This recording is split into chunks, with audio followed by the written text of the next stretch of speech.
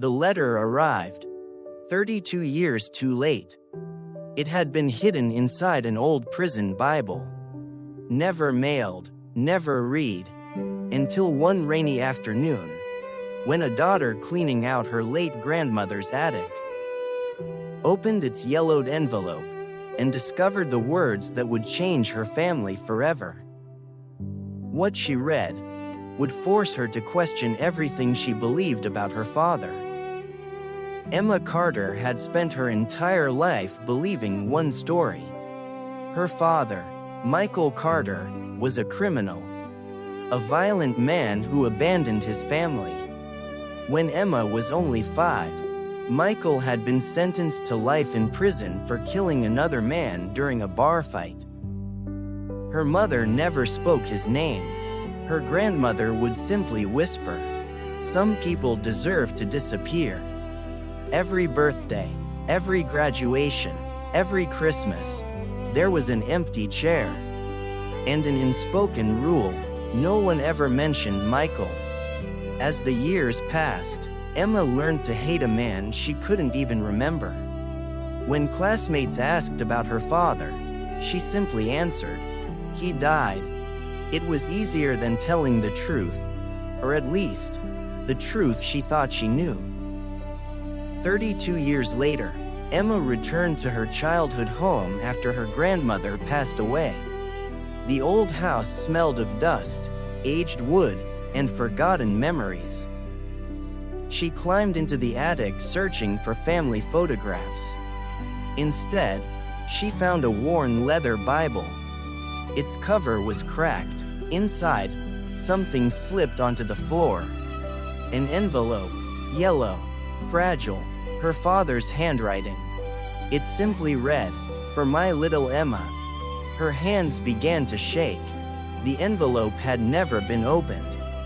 The stamp had never been canceled. Someone had hidden it. She slowly unfolded the letter. The first sentence stole her breath. "If you're reading this, someone finally decided you deserved to know who your father really was." Michael wrote, "My sweet Emma, by the time you read this, I may already be gone. I don't ask you to forgive me. I only ask you to know the truth." He confessed that he had indeed taken another man's life, but not in anger, not for revenge. The man had been beating his wife and threatening their little son with a knife. Michael stepped in. The struggle lasted only seconds. One fatal fall, one terrible accident. The boy survived, the woman survived. Michael never told the full story during trial. Why? Because the woman begged him not to.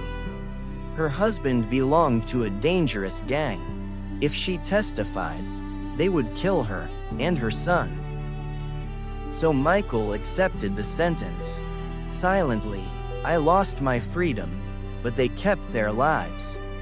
Emma couldn't stop crying. Every page shattered another piece of the story she believed for 3 decades.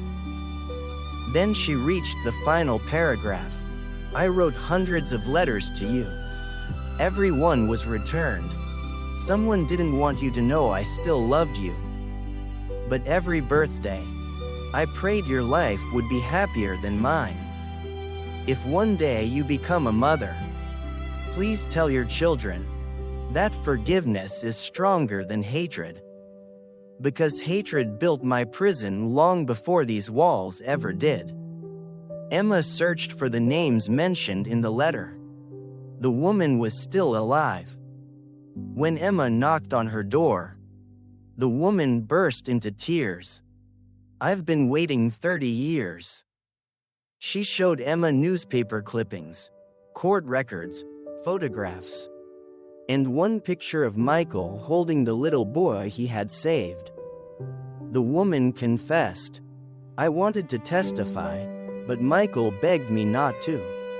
He said no child should grow up without a mother." She opened another box. Inside were dozens of unopened letters, every one addressed to Emma. Her grandmother had hidden them to protect the family from shame. Michael had died in prison 5 years earlier. Emma drove to his lonely grave, carrying the letter in her hands. She placed the letter against the headstone and whispered, "I forgive you, Dad." The wind gently lifted the paper, as if someone had finally received the message. Families are often broken not only by the mistakes people make, but by the truths they never tell. Forgiveness cannot erase the past, but it can free the future. Sometimes the greatest prison is built from silence and unlocked by forgiveness.